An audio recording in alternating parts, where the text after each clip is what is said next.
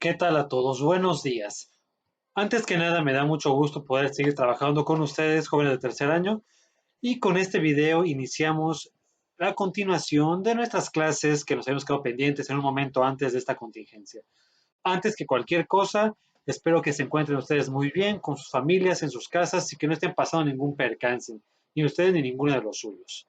Esperamos que después de este periodo podamos seguir trabajando de forma presencial en la secundaria.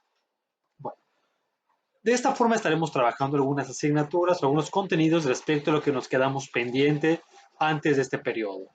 Si bien ya tuvieron algunos tipos de contenido de seguimiento durante este periodo de contingencia, la forma de trabajo será de la siguiente forma. Estaremos viendo algunos videos de las clases y contenidos de la asignatura de Historia de México y estaremos trabajando además en la plataforma de Classroom y por redes sociales, es decir, para que ustedes puedan reportar sus actividades correspondientes de acuerdo al video y a las clases que estemos viendo en estos momentos. Sin más por el momento, iniciamos este video, el cual tratará acerca de la independencia de México. Respecto a su tercera etapa o la última etapa, para algunos tercera o cuarta, depende del autor que encontremos. Es decir, desde tercera y cuarta lo que es la resistencia y la consumación de la independencia misma. Antes de este periodo ya estuvimos abordando algunos pequeños detalles sobre algunos personajes de la independencia. Este periodo principalmente se va a centrar después de la muerte o fusilamiento de José María Morelos y Pavón. Es decir, después de que muere Morelos y o es asesinado, fusilado propiamente en Ecatepec, el Estado de México actualmente, empieza un periodo de carencia militar, es decir, entra un periodo de vacío, de oscuridad, si podemos verlo de esta forma, en la independencia. ¿Por qué? Porque se acaban principalmente los líderes poderosos, líderes grandes o carismáticos que se hagan cargo de esta etapa, de este acontecimiento. Así que en este periodo vamos a encontrar a líderes locales, líderes pequeños o líderes netamente regionales. Y por ello esta etapa, la tercera etapa, se le va a reconocer como guerra de guerrillas principalmente. Es decir, es una guerra en donde se caracteriza por las guerrillas. ¿Y qué es una guerrilla entonces? Una guerrilla es, por así decirlo, como su nombre indica, como una guerra en chiquitito, una guerra en pequeño.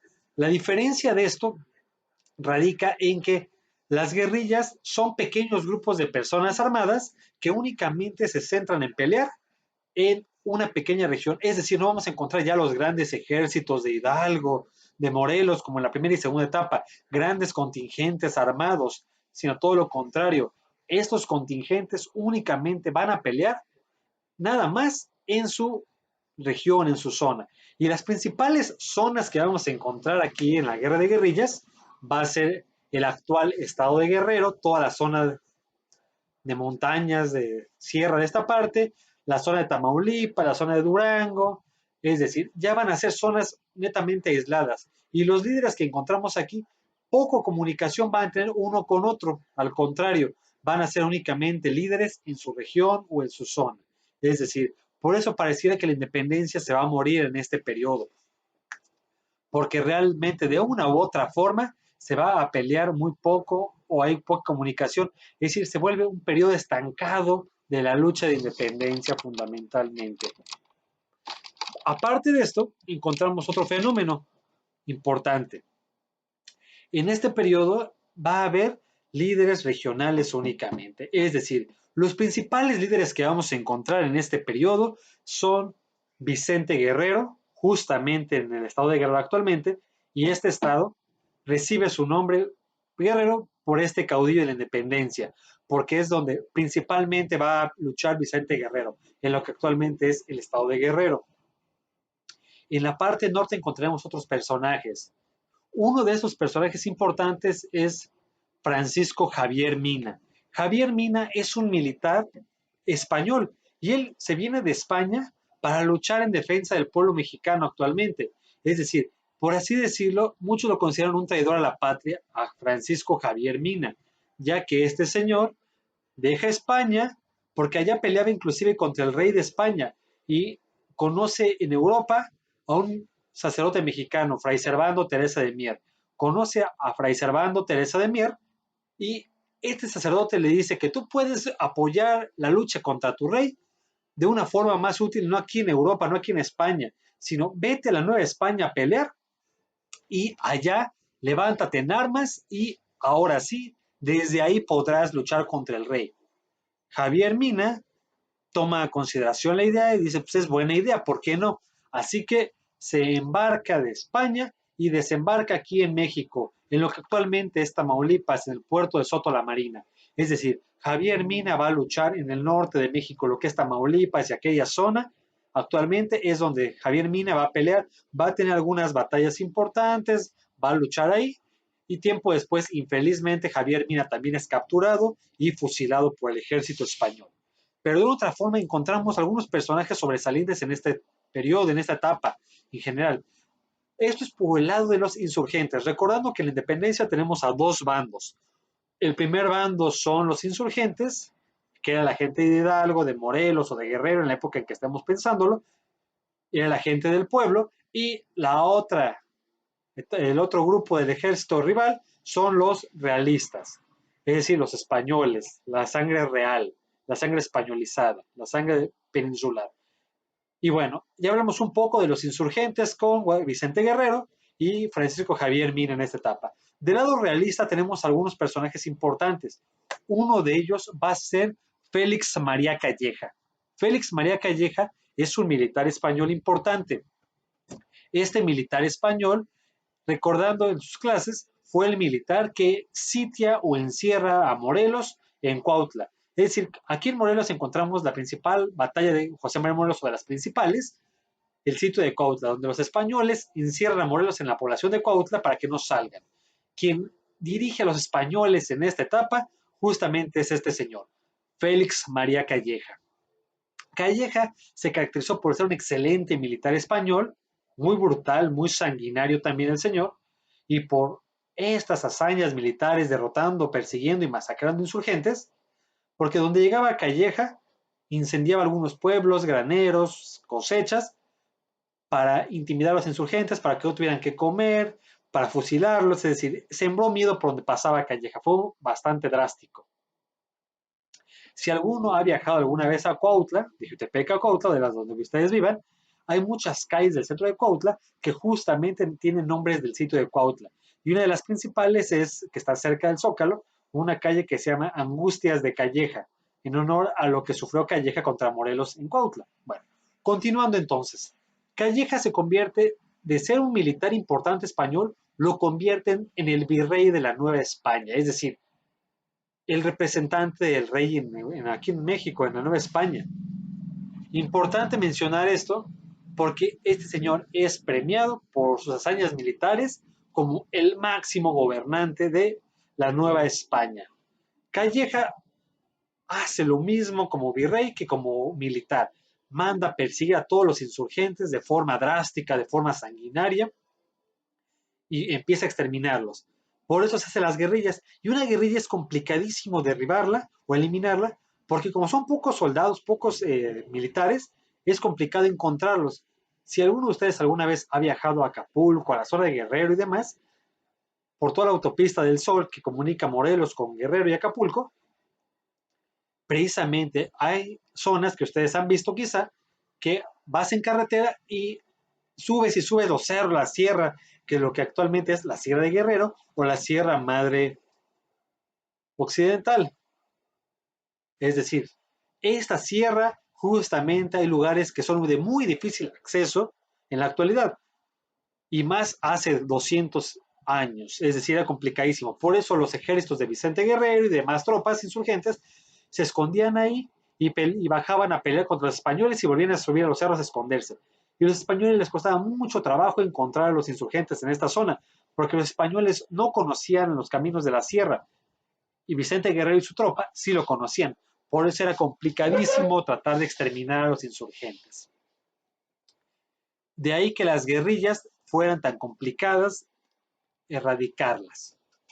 Continuando entonces con esta parte. Así que el gobierno español pone a Calleja de virrey, Calleja se vuelve un sanguinario, un sádico y demás, pero no logra exterminar a los insurgentes, no logra acabar con todos los grupos. Así que el rey de España considera cambiar de virrey. Quitan a Calleja por sádico también y ponen a otro, Juan de Apodaca. Juan de Apodaca cambia la forma de pensar, de perseguir a los insurgentes. Él dice, no, por la sangre y por las armas como que no me funcionó, no está funcionando los españoles. Así que ahora vamos a hacer los indultos reales. Indulto. El indulto es un perdón que te da el gobierno por tus crímenes. Si tú eres un criminal, lo que hayas hecho lo que hayas hecho, si te dan el indulto, te perdonan tus crímenes. Y es lo que hace Apodaca.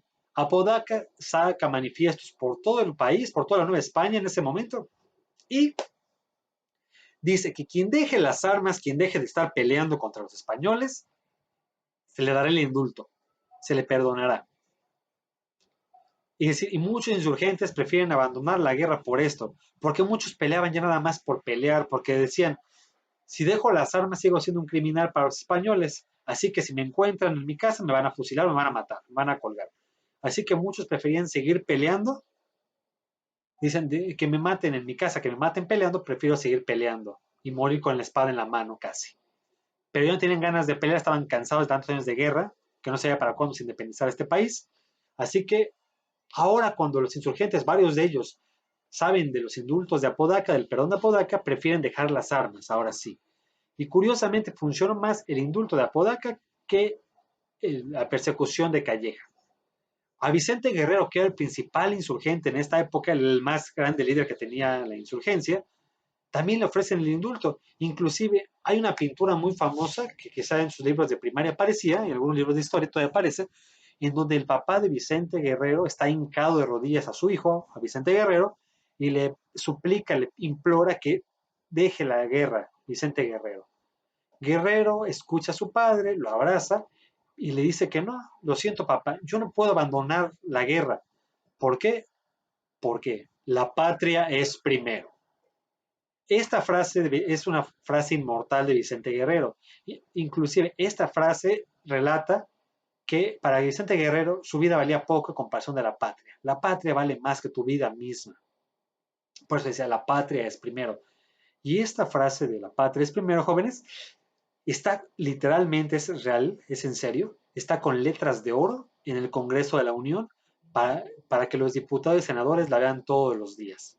Es decir, es una frase inspiracional para los mexicanos y para el Congreso de la Unión, para que aquel que trabaja o que es un servidor público mexicano, como diputados, senadores, políticos, maestros, cualquier que seamos servidores públicos, tengamos en consideración esta frase, con letras de oro literalmente, está esculpida ahí. La patria es primero. Así que Guerrero decide no abandonar la lucha y seguir luchando completamente. Se da mucho esto. Del lado realista, sigue Apodaca un tiempo peleando, pero lo curioso es que ahora en España va a haber reformas políticas. Estas reformas políticas van a cambiar los intereses políticos de los españoles que viven en México. Es decir, las reformas de Cádiz, las reformas borbónicas, es decir, estas reformas borbónicas de la familia Borbón, que es quien gobierna España ahora, le van a quitar algunos privilegios, algunos poderes a los españoles que viven en México, en Nueva España. Y ahora lo curioso de esto, muchos españoles que antes peleaban porque la Nueva España no se independizara, deciden cambiarse de bando. Deciden que si se quedan las cosas igual, vamos a perder muchos privilegios. Así que mejor hay que independizar al país y nos mantenemos con nuestros privilegios en un nuevo país. Seguimos siendo ricos, poderosos, fuertes y demás.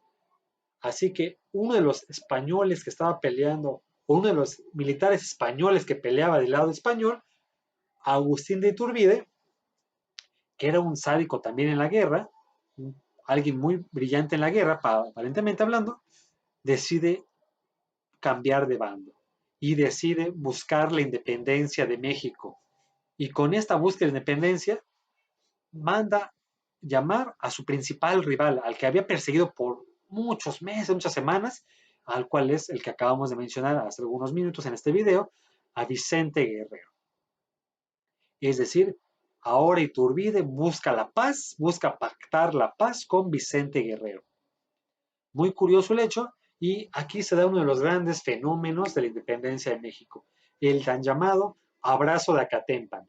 Ahora los dos ejércitos se van a reunir con los líderes para firmar la paz, digamos, sacar la banderita blanca y decir se acabó la lucha. Ah, hay muchas pinturas clásicas que seguro ustedes han visto y que después anexaremos en las actividades de esta parte, el abrazo de Acatempa. Bueno, es en donde Vicente Guerrero y Eusebio Iturbide llegan y de forma fraternal, de forma amistosa, dicen, se acabó el pleito entre nosotros y se dan un abrazo como militares que son, diciendo, se acabó esta lucha. Bueno, con esto, ahora sí, se va a formar un nuevo ejército, se forma un nuevo grupo, pero para que todo esto sea legal, tiene que haber documentos, es decir, no puede quedar nada más, ya acabó la lucha, acabó el pleito, acabó esto, y ya no, no. Como ustedes saben, cualquier papelito es el importante, tiene que estar firmado. Así que se hace el primer papel oficial de la independencia de México, el llamado Plan de Iguala, el cual se firma justamente en Iguala, actualmente Iguala Guerrero, en el cual se toman los primeros puntos a considerar de la independencia de México. Es decir, en estos puntos se nombra que México es un país independiente, libre, que dejará ser parte del gobierno español, y, es decir, que logramos la independencia, que se acaban las batallas, se acaba la lucha, se acaba el pleito. Se hace esta parte y demás, pero importante, después de esto se va a crear otro documento legal, porque al fin y al cabo, en el plan de Iguala, faltaba la firma de una autoridad española que reconociera la independencia de la Nueva España para nacer como México tiempo después. Es decir, si no tiene la autoridad y la firma de un español, los españoles decían, ajá, tú puedes hacer lo que quieras, pero yo no lo he reconocido, así que no vale para mí.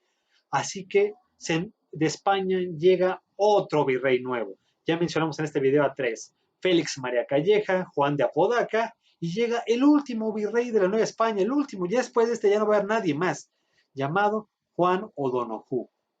Este virrey llega a las costas de Veracruz, desembarca, se entera de lo que está pasando en la Nueva España políticamente hablando, habla con algunos políticos que están aquí en México y se da cuenta que realmente no hay condiciones para que España siga gobernando a la Nueva España.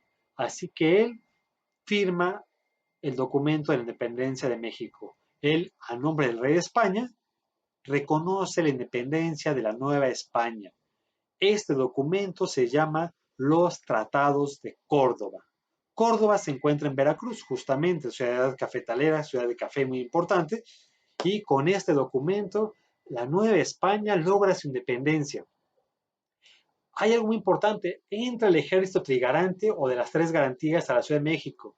Es decir, este ejército trigarante es la suma de los dos ejércitos, del español y del insurgente, y se funden en un solo ejército para entrar caminando triunfales a la Ciudad de México. Con este ejército se logra la independencia de México y el ejército trigarante de las tres garantías. Y se hace una bandera muy similar a la que tenemos actualmente, con tres colores, verde, blanco y rojo, pero en franjas diagonales, los tres colores y con tres estrellas.